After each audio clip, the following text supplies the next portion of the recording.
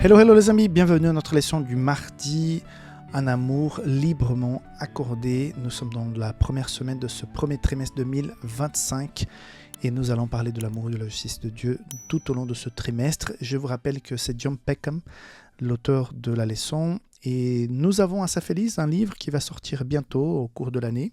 Je pense qu'à la fin de ce trimestre, il sera déjà disponible. C'est L'amour, c'est le titre du livre, L'amour, c'est. Donc justement, qui parle de ce Dieu qui va vraiment de pair avec le thème de la leçon de ce trimestre. Donc sans plus tarder, passons à l'étude d'aujourd'hui.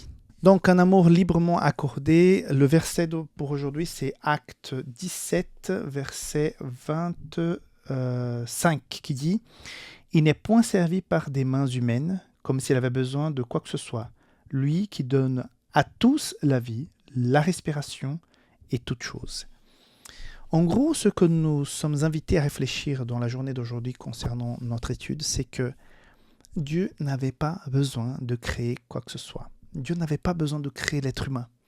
Dieu n'avait pas besoin de créer la terre.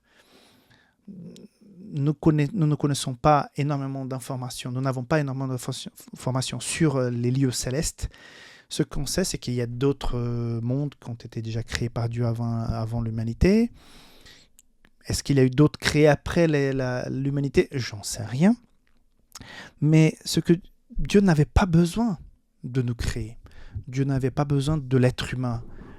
Mais par amour, par sa décision de partager, de créer des créatures pour que ces créatures puissent ressentir l'amour, qui est la plus belle chose qui existe. Donc, créer des créatures aimantes qui vont recevoir l'amour, qui vont goûter à l'amour et qui seront heureuses d'exister pour goûter l'amour. C'était ça l'objectif. Et donc Dieu, de son plein gré, a créé l'humanité. A décidé de me créer.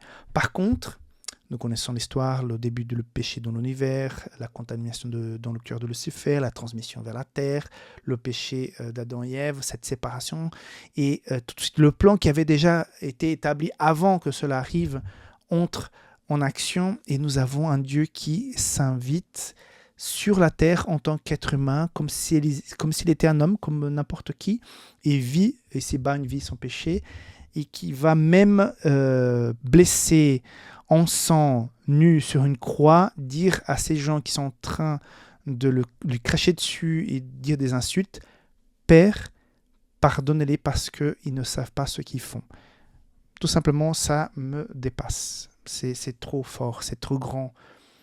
Mais c'est parce que c'est l'amour. L'amour pur, à son état pur, nous dépassera tous. C'est impossible. On est extrêmement content quand on voit quelqu'un de humble, quand on voit quelqu'un de généreux, quand on voit un couple qui s'aime, un père qui aime, une maman qui aime véritablement ses enfants. Toutes ces manifestations d'amour et de bonté nous touchent parce que, en fait, l'essence même de l'être humain, quand nous avons été créés, c'était ça, de vivre cette expérience. C'est pour ça que ça nous attire tant. Même la personne la plus cruelle, elle peut être touchée par un petit enfant qui fait un geste d'amour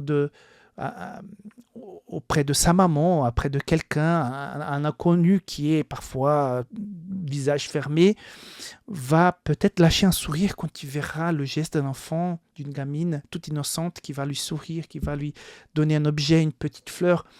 Parce que tout ce qui ramène à la bonté, à l'innocence, à l'amour, va nous toucher parce que nous avons été créés avec ça. Le péché rentré a fait vraiment des fracas, a tout cassé, mais à la base, il y a ça qui nous attire. Et ce Dieu merveilleux, malgré tout ce que nous avons fait, tout le rejet qu'il a subi, toute notre infidélité, comme nous avons vu dans la leçon d'hier, il a décidé de nous créer, il a décidé de nous racheter, et il va revenir bientôt nous transformer pour la vraie vie, la vie éternelle, la vie vraiment où il n'y aura plus de péché. Donc cette décision de Dieu, je ne la comprends pas.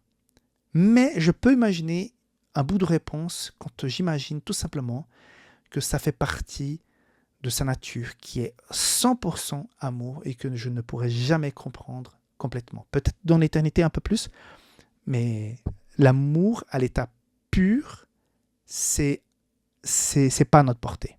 Et c'est pour ça que Dieu t'aime. Et c'est pour ça qu'il a tout fait pour toi. Il va continuer de le faire. Et donc, si jamais tu vis quelque chose de difficile, compliqué, où tu penses, je suis perdu, je ne peux plus me lever, je ne peux plus m'en débarrasser de cette addiction, je ne peux plus avancer dans la vie. Oui, tu peux. Tu peux et tu dois goûter à ça. C'est la chose la plus incroyable qui puisse arriver dans la vie de quelqu'un. Que Dieu te bénisse et on se voit demain pour la suite. Bye bye.